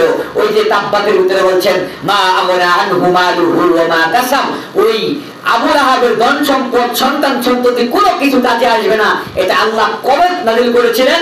যেদিন আল্লাহর নবী রাহমাতুল্লিল আলামিন মক্কায় সেই পাহাড়ের উঁচাই দাঁড়িয়ে আল্লাহর নবী যখন মক্কাবাসীদেরকে সতর্ক করছিলেন, তখন আল্লাহ আবু লাহাব যখন বাধা দিল, তখন আল্লাহ যখন এই আয়াত নাযিল করলো মা আগনা আনহু মালুহু ওয়া মা কাসাব, তখন ঠিক আল্লাহর নবী এর হাতে প্রমাণ পেলেন।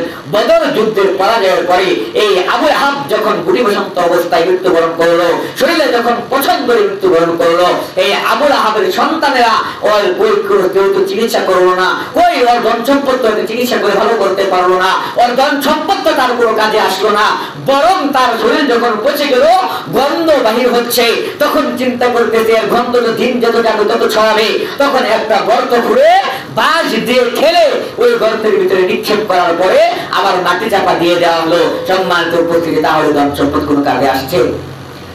তাহলে আবু লাহাব যেই তরিকার মুসলমান ছিলেন, আবু লাহাব যেই তরিকার আল্লাহকে বিশ্বাস করতেন, আমরা মুসলমানেরা সেই রকমই, আমরা মুসলমানেরাও আল্লাহকে ওই পরিমাণে বিশ্বাস করি। কেননা আল্লাহর কোরআনের আয়াত আমাদের সামনে বারবার তেলাওয়াত করার পরে আমাদের কান নড়ে না, আমাদের মাথা নড়ে না, আমাদের দিল নড়ে না, আমাদের অন্তর কেঁপে ওঠে না।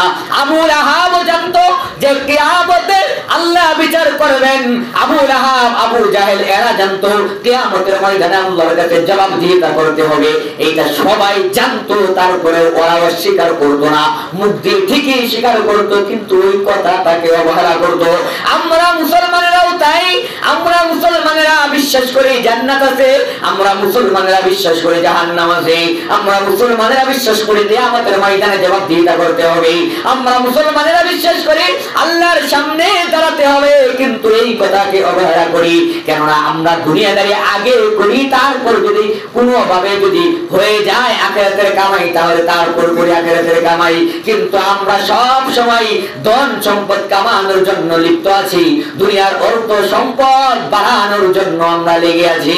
তাহলে আমি মুসলমান শুধুমাত্র নামে লা ইলাহা ইল্লাল্লাহ পাঠ করে মুসলমান, আর ওরাও তো ঈসার কালেমা পড়ে মুসলমান ছিল, কিন্তু ওরা মূর্তির পূজা করতো, আমরা মূর্তির পূজা করি না।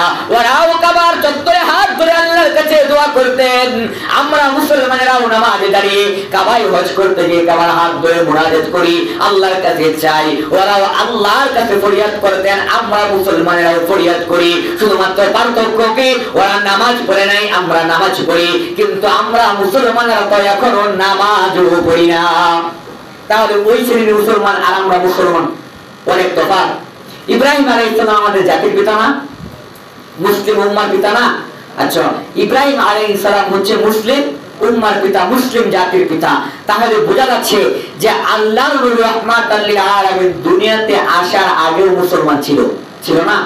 তাহলে মুসলিম জাতি তো, তাহলে তো মুসলিম জাতি বলা হতো না। আল্লাহর নবী রাহমাতুল লিল আলামিন আসার আগে কে ছিলেন? হযরত ঈসা আলাইহিস সালাম ছিলেন। ঈসার আগে কে ছিলেন? মুসা ছিলেন। মুসার আগে কে ছিলেন? এরকম করে করে অনেক নবী ছিলেন। আর ইব্রাহিমের কাছ পর্যন্ত গিয়ে হযরত ইসমাঈল আলাইহিস সালাম এবং ইসহাক আলাইহিস সালাম, তারপর হচ্ছে হযরত ইব্রাহিম আলাইহিস সালাম। হযরত ইব্রাহিম আলাইহিস সালাম দুনিয়াতে আসার আগে অন্য ধর্ম ছিল, কিন্তু হযরত ইব্রাহিম আলাইহিস সালামের মাধ্যমে কিন্তু আমরা এই মুসলিম ধর্ম পেয়েছি, ইসলাম ধর্ম পেয়েছি। সম্মানিত উপস্থিতি, তাহলে আমরা যেই তরিকার মুসলমান, এই তরিকার মুসলমান আবু লাহাব যেরকম ছিল, আমরা যেই তরিকার মুসলমান সেই তরিকার মুসলমান যেরকম আবু জাহেল ছিল, উতবা ছিল, সাইবা ছিল, সম্মানিত উপস্থিতি আমরাও সেই তরিকার মুসলমান। কোনো পার্থক্য নাই। মরলে ওদের যেরকম হিসাব হবে আমাদের ঠিক সেরকম হিসাব হবে। সম্মানিত উপস্থিতি, কই আল্লাহ রাব্বুল আলামিনের অসংখ্য বিধানকে আমি আপনি পরিত্যাগ করি, একবার তো দ্বিধাবোধ করি না। অসংখ্য বিধি বিধানকে অমান্য করি, একবার অন্তর কেঁপে ওঠে না। অসংখ্য বিধি বিধানকে হাসি তামাশায় উড়িয়ে দিই, একবারও চিন্তা করি না। যেরকম চিন্তা আবু লাহাব, উতবা, সাইবা, আবু তালেব তারাও করে নাই। আমরা মুসলমানেরাও সেই ইসলাম পেয়েছি, ওদের মতো পেয়েছি। ওরা শুধুমাত্র ইসলামটাকে এইরকম পূর্ণাঙ্গ পাই নাই, আমরা ইসলামটাকে পূর্ণাঙ্গ পাওয়ার পর অবহেলা করতেছি। এই জন্য কিয়ামতের ময়দানে ওই আবু লাহাব, উতবা, সাইবাদের চেয়ে কম আমরা হব না। কিয়ামতের ময়দানে আল্লাহ রাব্বুল আলামিন আমাদেরকে যেরকম হিসাব নেবেন, ওই উতবা, সাইবা, আবু লাহাব, আবু তালেব, আবু জাহেল এদের মতো হিসাব আমাদের মতো নিবেন। তাহলে বোঝা যায় শুধুমাত্র নামে মুসলমান হলে চলবে না, আল্লাহর অসংখ্য বিধানকে ইচ্ছা মতে পরিত্যাগ করলে চলবে না, বরং মুসলমানের মতোই হতে হবে। আপনার ধর্ম নাই, ইসলাম কি কঠিন? আল্লাহ রাব্বুল আলামিন কোরআনুল কারীমের ভিতরে কি বলছেন? সূরা বাকারার ভিতরে লা ইউকাল্লিফুল্লাহু নাফসান ইল্লা উসআহা। তুমি যেটা পারো না, বান্দা যেটা পারে না, সেটা বান্দার উপরে চাপিয়ে দেওয়া হয় নাই। আল্লাহকে আপনাকে কইছে যে আপনার ধন সম্পদ বিক্রি করে দিয়ে, জাকাত সম্পত্তি বিক্রি করে দিয়ে যাকাত দেন বলছে। আপনাকে যেই পরিমাণ যাকাত দিতে বলছেন, সম্পদের কি অর্ধেক দিতে বলছে, 3 ভাগের 1 ভাগ দিতে বলছে। তাহলে আল্লাহ রাব্বুল আলামিন সামান্য কিছু দিতে বলছেন যাকাত, এই হুকুমকে আপনি পরিত্যাগ করলেন। আল্লাহ রাব্বুল আলামিন আপনাকে বলছেন বান্দা তুমি হজ করতে যাও। আপনি হজ করতে গেলেন ঠিকই, কিন্তু অন্যের টাকার ধন সম্পদ মেরে খেয়ে হজ করতে গেলেন। বলেন এই হজের দাম কি? আপনাকে যদি দানের কথা বলা হয়, মসজিদ মাদ্রাসায় দানের কথা বলা হয়, তাহলে যে সবচেয়ে বেশি সুদখোর ও সবচেয়ে বেশি টাকা দান করে, ওর নাম ও পুস্তার মাহফিলে মসজিদের কমিটির ভিতরে নাম বড় করে রাখা হয়। সবচেয়ে বড় সুদখোর, সবচেয়ে বড় দানটা উনি করে, কিন্তু উনি কি দিয়ে দান করতেছেন? আল্লাহর হারামের টাকা দিয়ে। এখন যদি আমি বলি যে আপনি আবু লাহাব, উতবা, সাইবা অর্থাৎ আল্লাহর নবীর আগে যে জাহিলি যুগের কথা বলা হতো, সেই জাহিলি যুগের মানুষের চাইতে আপনি নিকৃষ্ট, আপনি বিশ্বাস করবেন? দেখেন আল্লাহর নবী রাহমাতাল লিল আলামিন যখন দুনিয়াতে এসেছিলেন, ওই আল্লাহর নবী ছোট থাকতে যখন কাবাঘর নির্মাণ করা হয়েছিল, কাবাঘরের আকার অনেক ছোট করা হলো। কি জন্য? ওনাদের হালাল টাকার বিনিময়ে ওনারা কাবাঘর নির্মাণ করলেন। আর আপনার হারাম টাকা দিয়ে আপনি মসজিদের সভাপতি, মাদ্রাসার সভাপতি হওয়ার জন্য পরিচালনা করতেছেন। সম্মানিত উপস্থিতি, তাহলে আপনি কি জান্নাত পেয়ে যাবেন? কিয়ামতের ময়দানে আল্লাহ রাব্বুল আলামিন শহীদকে ডাক দিয়ে বলবেন, ও শহীদ এদিকে আসো। হাদিসকে ডাক দিয়ে বলবেন, ও হাদিস এদিকে আসো। আলেমকে ডাক দিয়ে বলবেন, ও আলিম এদিকে আসো। এইরকম করে করে ডাক দিয়ে বলবেন, ও হাদিস জাহান্নামের দিকে দৌড়াও। ও শহীদ তুমি জাহান্নামের দিকে দৌড়াও। ও গাজী যাদেরকে আজকে আমরা বলি মুক্তিযোদ্ধা যাদেরকে বলি, অর্থাৎ বাঁচলে গাজী মরলে শহীদ। এই যে গাজী, এই গাজীরা যখন ফিরে আসে এরা নিষ্পাপ থাকে। কিন্তু আমাদের বাংলাদেশের ভিতরে যারা যুদ্ধ করেছে, শুধু যুদ্ধ করে নাই, যুদ্ধের সাইড দিয়ে হেঁটেছে, তোরা যুদ্ধের সময় জন্ম নিয়েছে, ওরাও নাকি গাজী, ওরাও নাকি মুক্তিযোদ্ধা, ওদেরকেও সরকারি ভাবে বাধা দেওয়া হয়। কিয়ামতের ময়দানে আল্লাহ রাব্বুল আলামিন এই যুদ্ধের কথা বলা হবে না।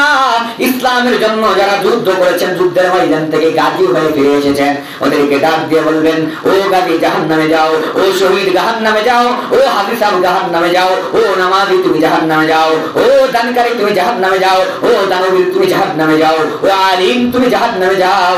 আল্লাহ রাব্বুল আলামিনকে প্রশ্ন করা হবে, আল্লাহ দুনিয়াতে তো আমি হজ করেছিলাম, দুনিয়াতে তো আমি দান সদকা করেছিলাম, দুনিয়াতে তো আমি যাকাত দিয়েছিলাম, দুনিয়াতে আমি মসজিদ মাদ্রাসা নির্মাণ করেছিলাম, দুনিয়ায় যুদ্ধ করতে করতে আমি শহীদ হয়েছিলাম, দুনিয়ায় যুদ্ধ করতে করতে আমি গাজী হয়ে ফিরেছিলাম, আল্লাহ কি জন্য আমাদেরকে জাহান্নামে পাঠাচ্ছ?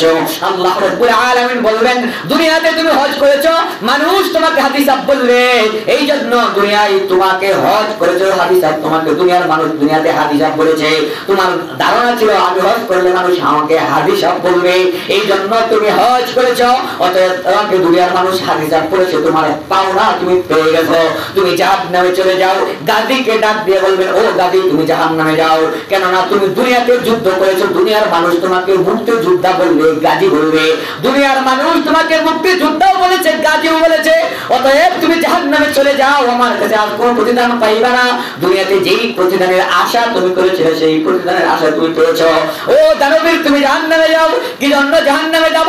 ওই বড় বড় নেতাদের পোস্টারের নিচে লেখা থাকে বিশাল দানবীর, বিশাল সমাজ সেবক, ওই সমাজ সেবককে ডাক দিয়ে বলবে জাহান্নামে যাও। প্রশ্ন করা হবে কি জন্য? আল্লাহ কেন জন্য? তুমি যখন দান শ্রদ্ধা করতা তোমার মনের ভিতরে চিন্তা আসতো আমি দান করলে কিয়ামতের দুনিয়ার মানুষ আমাকে দানবীর বলবে, এই জন্য তুমি দান করেছিলা। কেননা দুনিয়ার মানুষ তোমাকে দুনিয়াতে দানবীর বলেছে, তোমাকে সমাজ সেবক বলেছে, তুমি জাহান্নামে চলে যাও, আমার কাছে কোনো প্রতিদান পাইবা না। নামাজীকে ডাক দিয়ে বলবে, ও নামাজি তুমি নামাজ পড়তে মানুষ তোমাকে নামাজি বলবে, মুসল্লি বলবে, এই জন্য তোমাকে আজকে জাহান্নামে চলে যাও, দুনিয়ার মানুষ তোমাকে নামাজি বলেছে, তুমি তার প্রতিদান পেয়ে গেছো, তুমি জাহান্নামে যাও। আলিমকে ডাক দিয়ে বলবে, ও আলিম তুমি চিন্তা করেছো দুনিয়ার মানুষ তোমাকে আলিম বলবে, তোমাকে দুনিয়ার মানুষ আলিম বলে, তুমি জাহান্নামে চলে যাও, দুনিয়ার মানুষ তোমাকে আলিম বলেছে, এর প্রতিদান তুমি পেয়ে গেছো, আজকে তুমি জাহান্নামে যাও। তাহলে আল্লাহ রাব্বুল আলামিন এই শহীদকে যেরকম জাহান্নামে দিবেন, দান সদকাকারীকে জাহান্নামে দিবেন, দানবীরকে জাহান্নামে দিবেন, শুধুমাত্র অন্তর ভালো না হওয়ার কারণে। আমাদের ভিতরে এরকম মাহফিল মাঝে মধ্যে পাওয়া যায় যে হজ করতে নামের আগে হাদিসাব দেয় নাই দেখা নতুন করে আবার পোস্টার করা লাগছে, আলহাজ দেয় নাই কারণে নতুন করে পোস্টার করা লাগছে। এরকম চেয়ারম্যান মেম্বার পাওয়া গেছে, নেতা পাওয়া গেছে, যাদের নামের শুরুতে বিশিষ্ট দানবীর সমাজসেবক না বলার কারণে, না লেখার কারণে ওদেরকে আবার নতুন করে নতুন টাকা খরচ করে আবার পোস্টার তৈরি করা লেগেছে, মাহফিল বন্ধ করতে হয়েছে শুধুমাত্র দানবীর না লেখার কারণে। সম্মানিত উপস্থিতি, দুনিয়ার মানুষ দানবী করবে, অধিকাংশ মানুষকে দেখবেন যে হজ করে আসার পরে যদি ওকে হাদিসাব বলে ডাকা না হয় তাহলে মনটা বড় খারাপ থাকে। যদি ওনাকে বলেন মুরব্বী বসেন, ওনাকে একটা ভাব থাকবে না উনি হজ করে আইতে ওনাকে হাদিসাব বলাই লাগবে, আর মানুষও ওনাকে হাদিসাবই বলে।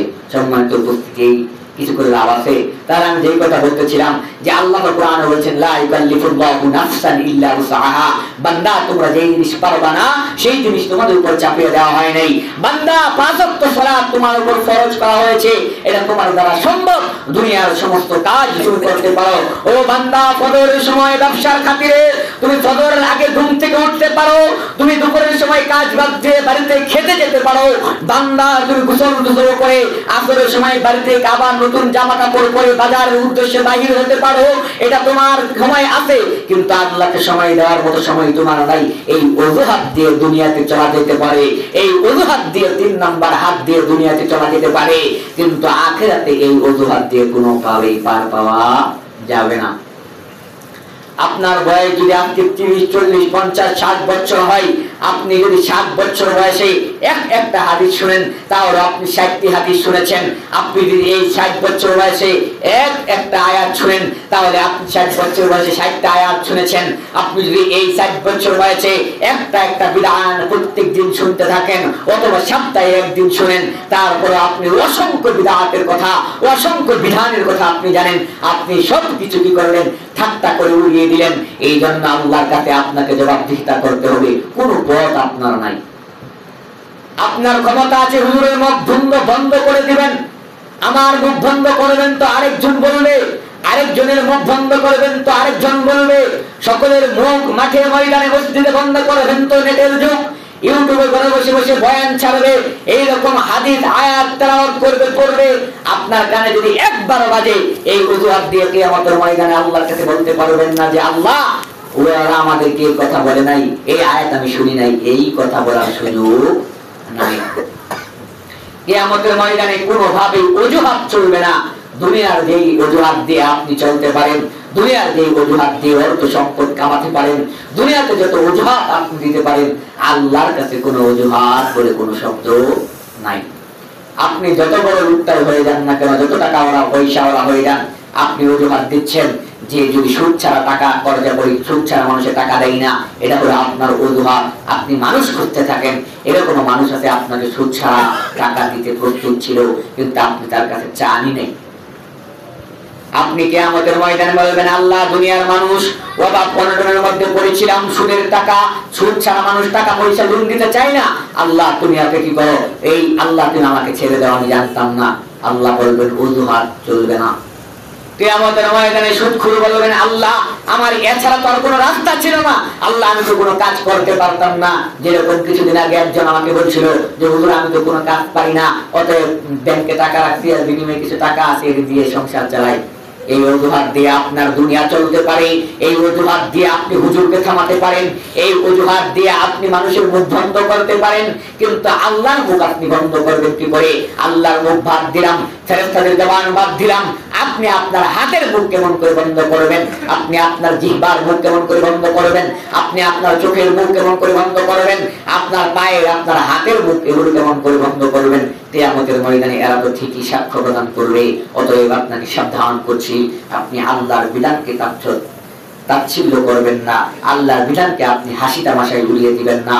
আল্লাহর বিধান যখনই আপনার সামনে আসবে, যে অবস্থায় আসবে, সেই অবস্থায় আল্লাহর বিধান আপনাকে কবুল করতেই হবে। সম্মানিত উপস্থিতি, যখন আল্লাহ রাব্বুল আলামিন ওই সাহাবায়ে কেরামদের আমলে ওই সোনালী যুগের মানুষদেরকে সোনালী মানুষ এমনিতেই বলা হয় নাই, এমনিতে সাহাবায়ে কেরাম বলা হয় নাই, এমনিতে রাদিয়াল্লাহু আনহু ওয়া রাদু আনহু বলা হয় না। এজন্যই বলা হয় যে আল্লাহর নবী রাহমাতাল লিল আলামিনের কাছে যখন কোরআনের আয়াত নাযিল হতো, এই আয়াত সাহাবারা শোনার সাথে সাথেই পরিত্যাগ করতেন। আল্লাহর নবী রাহমাতাল লিল আলামিনের কাছে আয়াত নাযিল হলো, মদকে হারাম করা হলো। তাহলে কিছু মানুষের, কিছু সাহাবাদের হাতে মদের বোতল ছিল, কেউ মদ খাচ্ছিলেন, গ্লাসের ভিতরে মদ ছিল। এই অবস্থায় আয়াত নাযিল হলো, সংবাদ এসে পৌঁছেছে, এই শুনেছো কি রাত্রিবেলা আল্লাহর নবীর কাছে আয়াত নাযিল হয়েছে, মদকে চিরদিনের জন্য হারাম করা হয়েছে।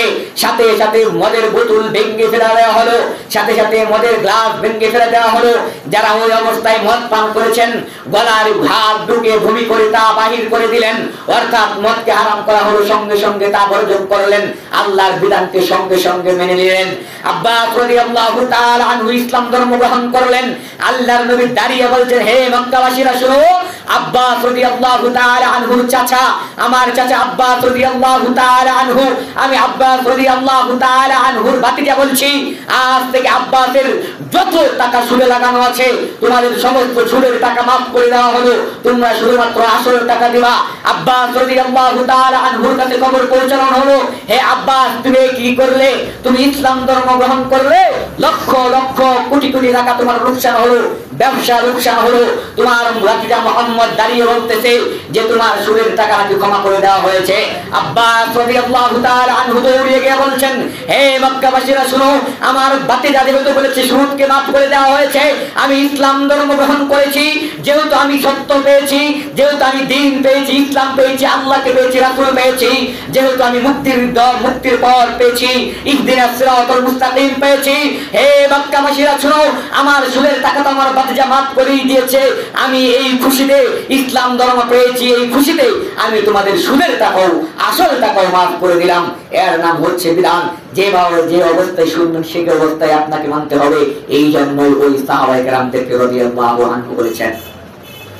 শুধু তাই নয়, আল্লাহর নবী রাহমাতাল লিল আলামিন সাহাবায়ে কেরামদেরকে নিয়ে সফর হালতে আছেন। এই অবস্থায় কিছু সাহাবা জঙ্গল থেকে একটা গাধাকে ধরলেন, গাধাকে ধরে গাধাটাকে জবাই করলেন। গাধাটাকে জবাই করার পর সুস্বাদু করে গাধার মাংসটা রান্না করতে শুরু করলেন। সুস্বাদু গন্ধ বাইর হচ্ছে, সুন্দর ঘ্রাণ গাধার মাংস থেকে বাইর হচ্ছে। এমন সময় আল্লাহর নবী রাহমাতাল লিল আলামিনের আয়াত নাযিল হলো আল্লাহর নবীর কাছে। আল্লাহর নবী বলছেন, হে সাহাবারা, আল্লাহ পাক গাধাকে চিরদিনের জন্য হারাম করে দিলেন। সাহাবারা সঙ্গে সঙ্গে সুস্বাদু মাংসটাকে রান্না হয়ে গেছে, খাবে এখন, ওই অবস্থায় লাঠি দিয়ে সবকিছু ফেলে দিলেন। এর নাম হলো সাহাবায়ে কেরাম, এর নাম হলো ইসলাম। যেই অবস্থায় যেই হালতে যখনই ইসলামের বিধান আপনার কানে পৌঁছাবে তখনই আপনাকে তা মানতে হবে। এর নাম হচ্ছে বিধান, এর নাম হচ্ছে ইসলাম। ইসলাম এমনিতেই আমার কাছে আসে নাই। ইসলাম আপনি মন চাই একটা বলে দিলেন, ইসলাম মন চাই আমি বলে দিলাম, অথচ হযরতে বেলাল রাদিয়াল্লাহু তাআলা আনহু জিহ্বাকে কানা করে দেওয়া হলো, ফুটা করে দেওয়া হলো। হযরতে বেলাল রাদিয়াল্লাহু তাআলা আনহু এই জিহ্বার কারণে আশহাদু আল্লা ইলাহা ইল্লাল্লাহ শুদ্ধ করে বলতে পারে নাই। শুধুমাত্র এই ইসলামের কারণে, শুধুমাত্র লা ইলাহা ইল্লাল্লাহ পড়ার কারণে এই হযরতে বেলাল রাদিয়াল্লাহু তাআলা আনহুকে বালুর মাঠে উপুট করে রেখে দেওয়া হলো, পিঠের উপরে পাথর চাপা দিয়ে রাখা হলো। বেলাল রাদিয়াল্লাহু তাআলা আনহুর পিঠের ভিতরে ফুসকা পড়ে গেল। তারপরেও বেলাল রাদিয়াল্লাহু তাআলা আনহু এই ইসলামকে পরিত্যাগ করে নাই। এই ইসলাম আমার কাছে এমনিতে আসে নাই। এই ইসলাম শত শত সাহাবায়ে কেরামদের রক্তের উপর দিয়ে বেশি বেশি এই ইসলাম আমার কাছে এসেছে, আপনার কাছে এসেছে। আজকে এই ইসলাম দিয়ে আপনি যা ইচ্ছা তাই করেন, এই ইসলাম দিয়ে আপনি হাসি তামাশা করেন। এই ইসলাম কি এমনিতে এসেছে? শুধু তাই নয়, আল্লাহর নবী রাহমাতাল লিল আলামিন যেই নবীর শরীরে মশা পর্যন্ত বসতো না, যেই নবীর শরীরে মাছি পর্যন্ত বসতো না, এই নবীকে তায়েফের ময়দানে পাথর মারা হলো। এই নবীকে দণ্ডার মুবারক শহীদ করা হলো কাবা ঘরের চত্বরে, যেখানে আজকে মানুষ আপনি হজ করতে যাই, আমি আপনি যখন যেখানে আমরা হজ করতে যাই, এই জায়গায় হজ করার জন্য কত মানুষের স্বপ্ন, এই জায়গায় আল্লাহর নবী সালাত আদায় করবেন, অথচ এই জায়গায় আল্লাহর নবী সালাত আদায় করতে পারেন নাই। আল্লাহর নবীর মাথার উপরে উটের নাড়ি ভুড়ি রেখে দেওয়া হলো। তাহলে একবার চিন্তা করেন, আল্লাহর নবী নামাজ প্রতিষ্ঠা করার জন্য নিজের রক্ত পর্যন্ত বিলিয়ে দিলেন, অথচ আমি আপনি নামাজকে আজকে কতদিন অবহেলা করি। দুনিয়ার সব আমার দ্বারা চলে, দুনিয়ার সব চলে, দুনিয়ার ব্যবসা চলে, দুনিয়ার বাণিজ্য চলে, ক্ষমতা চলে, টাকা পয়সা চলে, পরিবার পরিজন চলে। আল্লাহকে 10 মিনিট সময় দেওয়ার মতো সময় আমার চলে না, 10 মিনিট সময় দেওয়ার মতো সময় হয় না। বউ নিয়ে হানিমুন যাওয়ার জন্য সময় হয়, বউ নিয়ে ঘোরাঘুরি করার জন্য সময় হয়। ও যুবক, গার্লফ্রেন্ড নিয়ে মোটরসাইকেলের পিছনে বসিয়ে এই মহিলা নিয়ে বেগানা নারী নিয়ে ঘুরতে সময় তোমার হয়। আল্লাহকে 10 মিনিট সময় দিয়ে অন্তত ফরজ সালাতটা করবে, তুমি তাও তোমার সময় হচ্ছে না। তুমি কাকে কি দেখাচ্ছ? আল্লাহকে ব্যর্থতা দেখাচ্ছ। অথচ এই সালাতই কায়েম করতে গিয়ে আল্লাহর নবী মাথার ভিতরে আল্লাহর নবীর নির্যাতনের শিকার হয়েছেন, মাথার ভিতরে উটের নাড়ি ভুড়ি চাপিয়ে দেওয়া হয়েছিল। আজকে এই সালাতকে তুমি এত তাচ্ছিল্য করো, এত অপমান তোমার, এই সালাতকে নিয়ে তোমার এত হাসি তামাশা। অন্তত ফরজটা তুমি করো, ফরজ করতে না 10 মিনিট সময় লাগলো, 10 মিনিট সময় তুমি দিতে পারো না। এক জায়গায় দাঁড়িয়ে ঘন্টার উপর ঘন্টা তুমি শাস্তলে বসে থাকতে পারো, ঘন্টার উপর ঘন্টা শাস্তলে বসে আড্ডা দিতে পারো, চায়ের দোকানে তোমার আড্ডা চলে, অথচ 10 মিনিট সময় তুমি আল্লাহকে দিতে পারো না। সম্মানিত উপস্থিতি, এই জন্য বলছিলাম যে সূরা লাহাবের মতো, আবু লাহাবের মতো আল্লাহর নবী রাহমাতাল লিল আলামিনের বিধানকে যদি আপনি এভাবে অস্বীকার করেন, মুখ দিয়ে অস্বীকার করেন না, কিন্তু এখন তো কিছু শ্রেণীর মানুষ আছে মুখ দিয়ে ইসলামকে অস্বীকার করে। কিছু মানুষ তো এরকম আছে, নেতার নাম নিয়ে জান্নাতে চলে যেতে পারে। এইরকম দেখেছি, একজন বলছিলেন যে ইতিপূর্বের স্বৈরাচারের বাবা, যে আমার মৃত্যু যেন বঙ্গবন্ধু বলতে বলতেই হয়, অথচ সে মুসলিম। এখনো এরকম কিছু নেতা আছে যারা নিজেদের নেতাকে এত সম্মান দিতে দিতে দিতে দিতে এখন বলে নেতার নাম নিলেই জান্নাতের টিকিট হাতে। সম্মানিত উপস্থিতি, এতই সোজা এই ইসলামকে, এতই সোজা এই ইসলামকে আপনি নিজের মনের মতো সাজিয়ে নিলেন। এই ইসলাম দিয়ে আপনি রাজনীতি চালা শুরু করলেন। এই ইসলামকে পুঁজি করে, ধর্মকে পুঁজি করে আজকে আপনার ক্ষমতার জন্য টাকা পয়সা কামাবেন, এই জন্য আপনি ইসলামকে পুঁজি করলেন।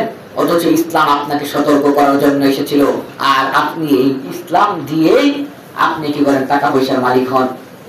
এই জন্য তো কবি বলেন যে এক কালেমাই রুটি রুজি, এক কালেমাই ফাঁসি। যেই কালেমা দাওয়াত দিতে গিয়ে আলেম উলামায়ে কেরাম নির্যাতনের শিকার হয়, জেলখানায় যেতে হয়, ফাঁসির কাস্টে ঝুলতে হয়, ওই কালেমার তো মুসলমান নাকি? ওই মুসলমান এই কালেমার কথা বলে ক্ষমতা পায়, রাজনীতির বড় বড় নেতা হয়। সম্মানিত উপস্থিতি, আল্লাহ রাব্বুল আলামিন এই ইসলামকে ইসলামের মতোই মানার মতো তৌফিক আমাদেরকে দান করুন সকলকে। আল্লাহ